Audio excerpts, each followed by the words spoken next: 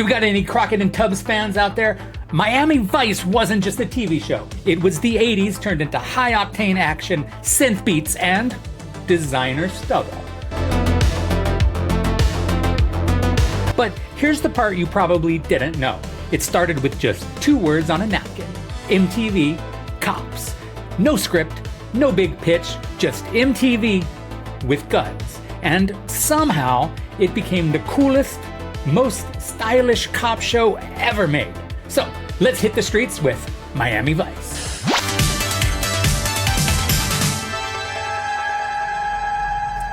Like every 80s kid out there, I was obsessed with Miami Vice, and I wasn't just casually watching it. No, I was locked in, sitting cross-legged on the carpet, remote in hand, recording every episode on VHS.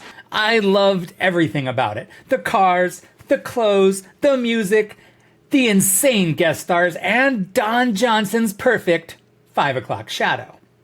And yeah, I'll admit it, I even bought his album. I loved Heartbeat.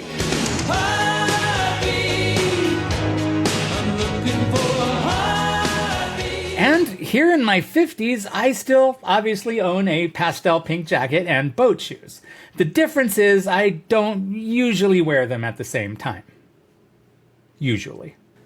But the real story of Miami Vice, how it started, how it blew up, and how it burned out is even crazier than you remember.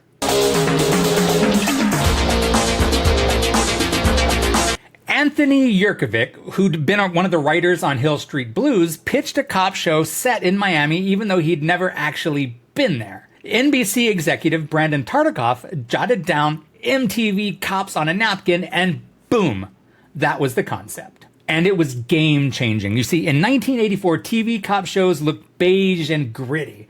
Then came Miami Vice. Pastel blazers, no socks, Ray-Bans, speedboats, and a Ferrari roaring down Ocean Drive. It didn't just look new, it looked like it had beamed into your television from the future. Speaking of that Ferrari, here's something wild. The first one Crockett drove wasn't even a real Ferrari, it was a Corvette kit car dressed up as a Daytona.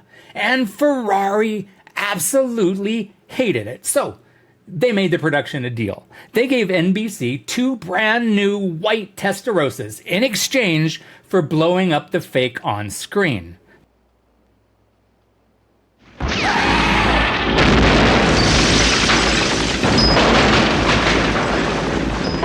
That explosion?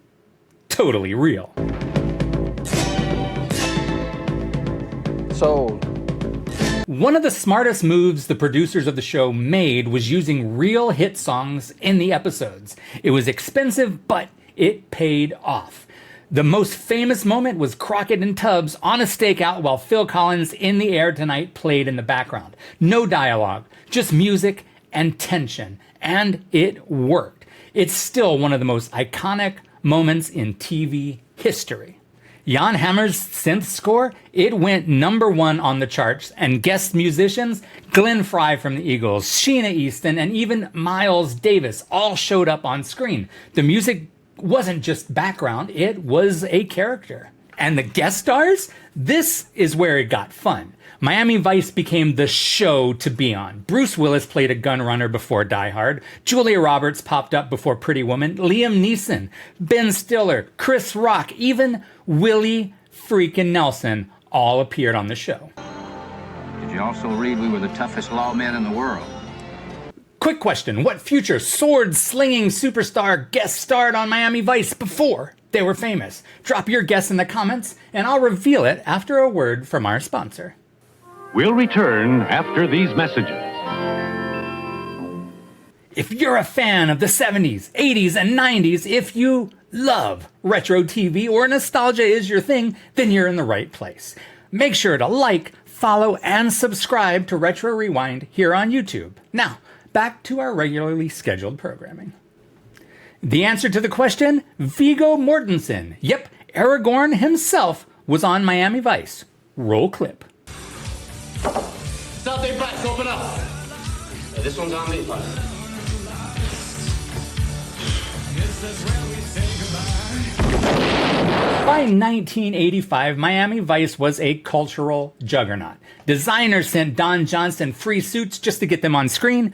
Ray-Ban Wayfarers became the sunglasses to own. Sock sales plummeted because Crockett didn't wear any. Where are your socks? I don't own a pair anymore. And Miami itself transformed. From a crime-ridden city to a glamorous 80s hotspot, tourism exploded. The city and the show were feeding off of each other. Who was your favorite? Tell me in the comments who was cooler, Crockett or Tubbs. No middle ground, pick a side. But all things come to an end. You burn that bright and you burn out fast. By the late 80s, the style had been copied everywhere. The edge dulled, plots recycled, and then NBC made the killer mistake, moving it to compete head-to-head against Dallas earlier on Friday evenings. At the time, Dallas was the #1 show on the planet, and Miami Vice didn't do so well. Ratings crashed. Not even MTV Cops could compete against J.R. Ewing, and in 1989, after a writer's strike, Crockett and Tubbs drove off into the sunset for the last time.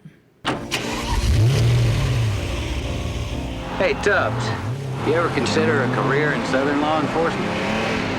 But you know what, retro fans? Miami Vice never fully disappeared. Michael Mann brought it to the big screen in 2006 with Colin Farrell and Jamie Foxx. The movie was darker, grittier, and it kinda divided fans. More recently, Vin Diesel's production company has been attached to a reboot, but Crockett and Tubbs haven't yet returned to TV. And maybe that's okay. Maybe Miami Vice belongs to that perfect slice of the 80s where everything just clicked. Miami Vice wasn't just a cop show, it was a time capsule. It proved TV could look as cinematic as movies. And even now, the moment I hear Jan Hammer's theme, I'm back on Ocean Drive. Top down, shades on, pastel jacket, catching the breeze. Miami Vice made us believe style could be story, and it's never really left us. So, tell me, what's your Miami Vice memory? Did you watch it live every Friday night, or did you discover it later in reruns? Drop your memory in the comments. I read every single one. Do it. If you got the stones. If you enjoyed this trip back to the neon-soaked 80s, don't stop here. Last time I released a retro rewind on the $6 Million Man, the show that turned sci-fi into prime-time blockbuster TV. That's your next stop. Trust me, it's worth it. Click here to keep the nostalgia rolling. Remember, be kind. Retro Rewind. Get out here. Please! Down on your face! Miami Vice! Down on your face!